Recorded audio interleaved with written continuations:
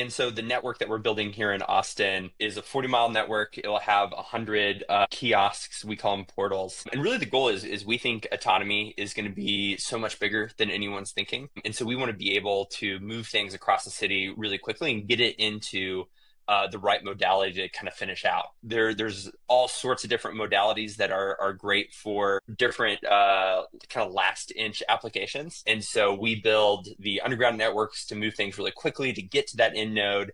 And then portals that hand off to a self-driving car, a Coco robot, a zipline drone, whatever the right modality is to get it to its end destination. And Zach, he mentioned Coco. This idea of the future I see that really excites me is this idea of what Garrett just mentioned, multimodality, where you have something that may be made in Lee's restaurant, then is handed to like a kind of a network that gets you to maybe a network hub, and then it's picked up by a drone or whatever. Are you thinking about that? Are you working with other partners to maybe allow them to interact with the Coco robots and hand off different pieces of food? Yeah, it's super interesting. We'd love to. Right now, we're really focused on building the best vehicle for our densest urban environments. These are places where it's difficult to park. There's a lot of traffic. There's a lot of deliveries. Cost of living is really high. So trying to build a smaller form factor vehicle that's more like an autonomous bike courier than a full size autonomous car.